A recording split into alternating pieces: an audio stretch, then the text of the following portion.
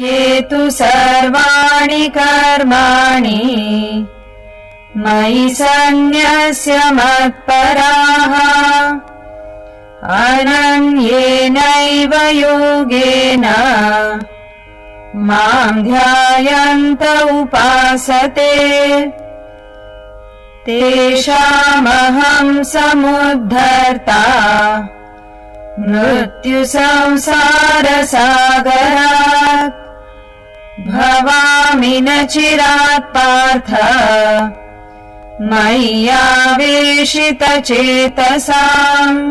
In 6 he says, however, having entrusted all actions to me, considering me as the highest goal, those who worship me, meditating on me with unswerving yoga. 7. I soon become, O Partha, the redeemer from the ocean of mortal samsara, it means worldly life, for them whose minds are intent on me. So, verses 6 and 7 give the spiritual sadhana that is required for you to offload your desires and become prepared for meditation. Verse 8 gives you the practice of meditation. Then in 9 and 10 he says, if you are not able to meditate, then what must you do? So he steps down the sadhana. In 11 he says, if you can't even do that, he gives the most basic thing. So in other words, Vedanta is the only school of philosophy, is the only stream of knowledge in which there are no qualifying exams. Because the simple truth is that nobody is disqualified. Everyone is included. Never mind how brilliant you are, how highly placed you are in the spiritual ladder, never mind how low you are. There is a method. And this is the uniqueness of the Indian culture, that every single individual is accommodated. And yet, in our social structure today, we look down on people who don't earn as much as we do. We look down on people who don't live in fancy areas as we do. We look down on people. There is no dignity of labor. And yet in our culture, the lowliest of people are accepted as spiritual. So we must change this. It is not what you do that matters. It is how you do it. There could be a street sweeper. But if that street sweeper sweeps streets as if he was doing it for God, he street sweeps with his heart and soul, he does it to the best of his ability, that is a perfect action. Much better than a chairman's work or a prime minister's work. And so therefore, don't get carried away by designations. Don't get carried away by actions that are performed. So, this is what it is. So, he steps down the sadhana and includes the most basic discipline. And in verse 12, he gives the summary. So, what is the spiritual sadhana? This, there are certain verses in the Gita where in one verse, he gives the entire spiritual exercises. That one verse, if you learn, practice, implement, apply in your life, that's it. You don't need any more verses. So now you know, tomorrow you don't have to come. You've got it all in this verse. But I suggest you come. Anyway. So, what it is he gives 3 spiritual disciplines. You might wonder, why does he give 3? He gives 3 for the simple reason that we have 3 equipment with which to practice. And what are these 3 equipment? Body, mind, intellect. So, this system of ours, the body, mind and intellect, is the world's most perfect drainage system, designed to purify us of desires.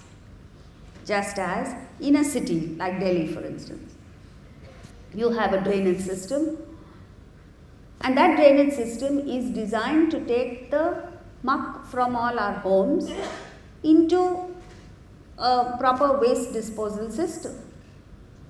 But when there is excessive rain, floods, like there were in Mumbai last year, what happens is the very same drainage system that has been designed and put in place to take the muck from our homes into the outside, because of the flood of water, what happens is, because of the pressure from the atmosphere, the flood water, rainwater, gets into our homes through the same drainage system.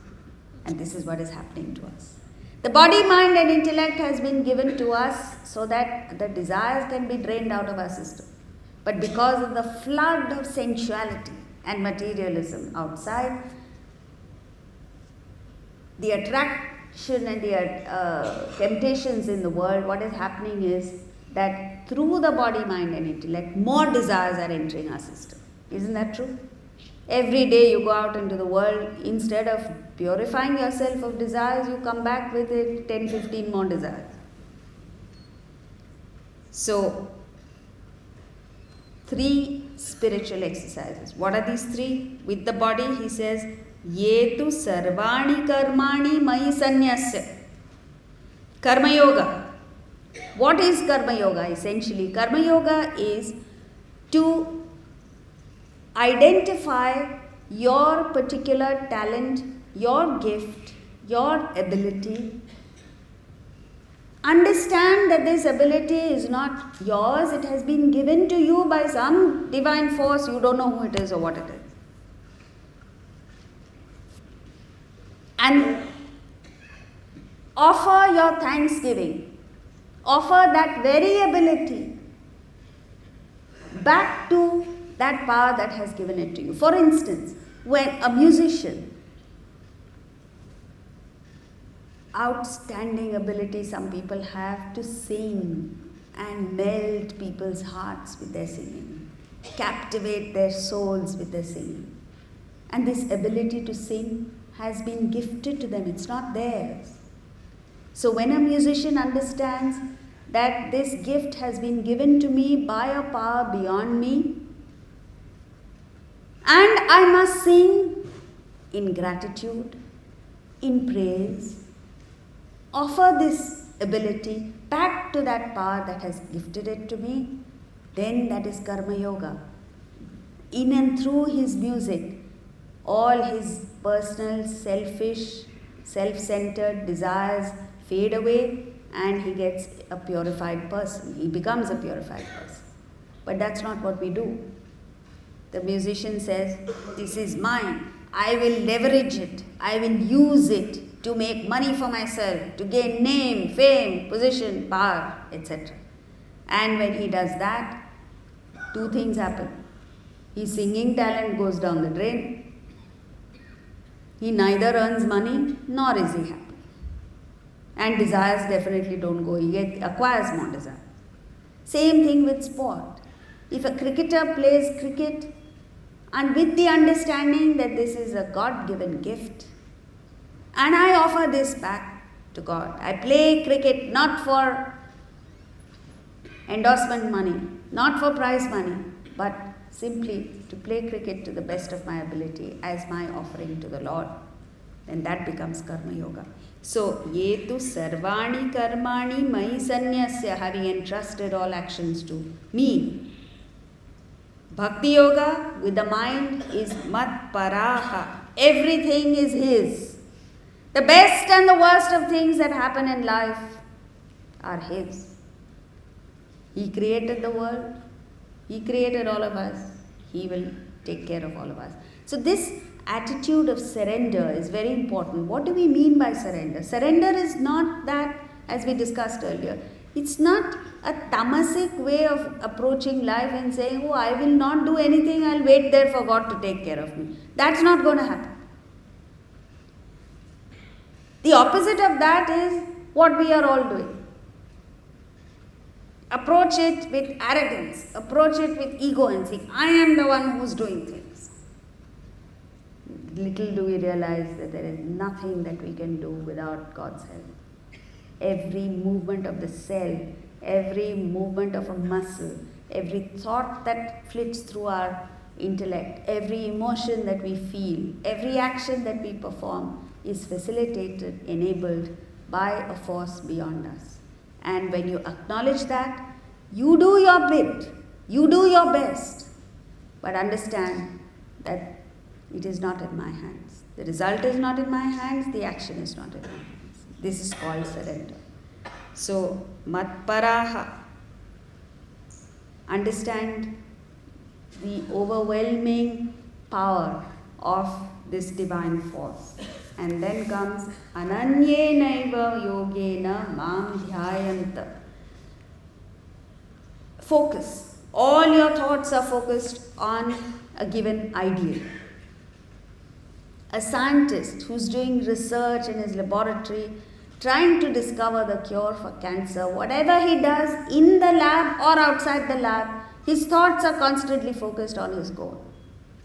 I don't know whether you've seen a police officer. There are movies that come, because in real life, to what extent it is, I don't know. In movies, you see a police officer whose crime has been committed, and he's trying to get to the root of the problem and find out who committed the crime and catch the criminal. He goes home, he's having dinner, he's with his family, he's interacting with his colleagues, all that he does. But at the back of his mind, there is one constant thought going on.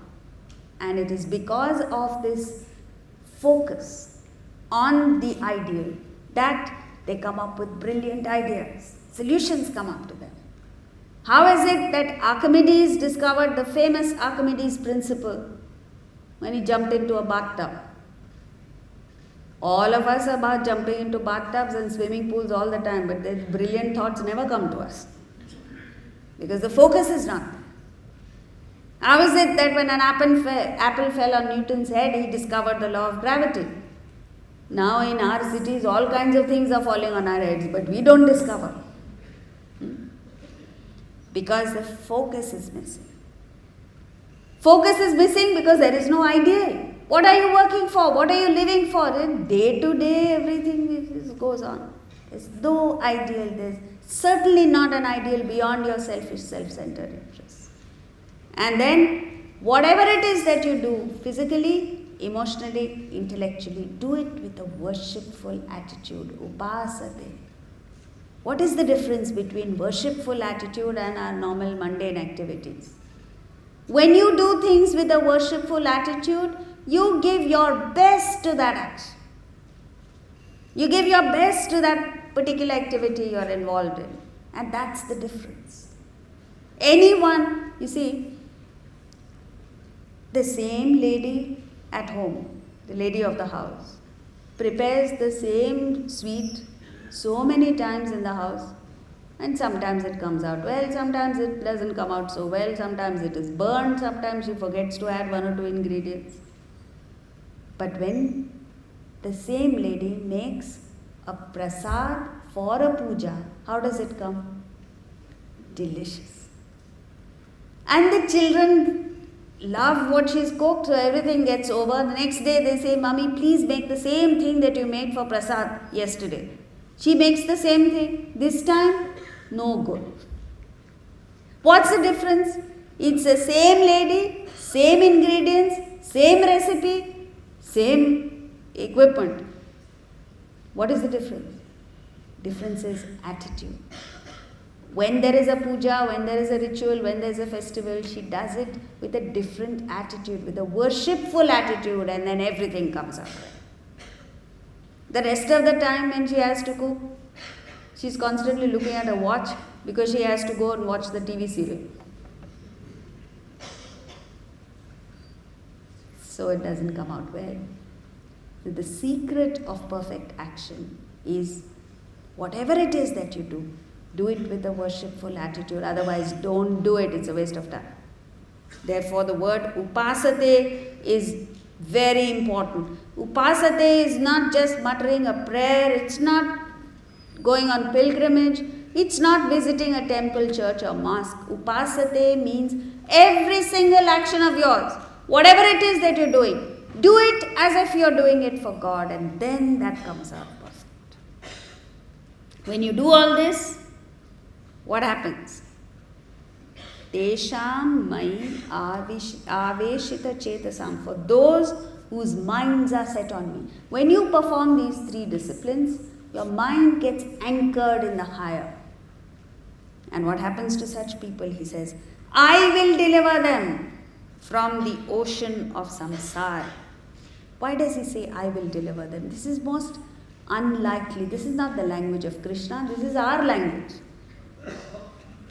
But he uses this deliberately because all that human effort can do is get you to the point of the last thought. Beyond that, there is no human effort that can get you to the state of realization. In other words, all that you can do is get yourself to the state where there is 100% sattva. Beyond that, there is a natural progression. You move from the waking state to the fourth plane of consciousness. So because in that last jump, you can't do anything. The human being can't put in more effort than that. He says, I will deliver them. Therefore it is that Krishna is described as Makhan Chor, stealing butter. What is the meaning of Makhan Chor? It means, see, the whole procedure denotes, which is an ordinary everyday thing that used to happen in Indian homes. It may or may not happen now. What used to happen is, they used to get the milk, boil the milk, and then cool it to lukewarm body temperature. At that stage, they added a little bit of curd, dahi, stirred it and left it. If it's done correctly, this procedure is very simple, but unfortunately very few people know how to make good curd. So you leave it for 2 hours, 3 hours, even in winter, in a matter of hours, that fluid milk which runs all over the place becomes solid curd. And this solid curd, you churn. Churning is clockwise, anti-clockwise. It's not put in a mixie. The traditional way is churning. Churning means there is a clockwise movement, there is an anti-clockwise movement. When you do that, just for a few minutes, 1 or 2 minutes, pure butter comes up to the surface. And this butter is removed and kept. Now, this is the butter that Krishna is supposed to have stolen. So, what is the significance behind it? Milk represents the mind. The mind is fluid. It goes running in different directions, never steady. This unsteady mind, you have to warm it to make it lukewarm, not too hot, boiling, not too cold, which means you need to expose your personality, expose your mind to the normal everyday experiences of life. Not too hot. Not as if you're partying every night, going to a nightclub every night. What is it called? Lounge bar every night. Not too cold where you're sitting in a Himalayan cave, no experiences. Lukewarm. In the Mundaka Upanishad, he says the experiences of a householder. Shaunaka, the great householder. So, when you give yourself these experiences, a certain maturity comes in. You understand the futility of worldly pursuits. At that time, you introduce a little bit of spirituality, just a little knowledge of the Bhagavad Gita. 5 days in a whole year, here in Kamani Auditorium is enough. 5 evenings, little bit of jhana. And then what happens? You leave it. You leave the mind means reflect over the knowledge that you have acquired. You don't need too much knowledge. You need a little bit of knowledge. And then this must be followed up with reflection, contemplation. When you do that, and this reflection and contemplation, see, we are not suggesting that just coming here for 5 evenings will work wonders for you. will work miracles for you. This has to be followed up with everyday study. Just as every morning you sweep your homes, you clean your furniture, you clean the car, you bathe your body, every aspect of your life is cleansed except the mind. So this mind of ours also collects dirt throughout the day.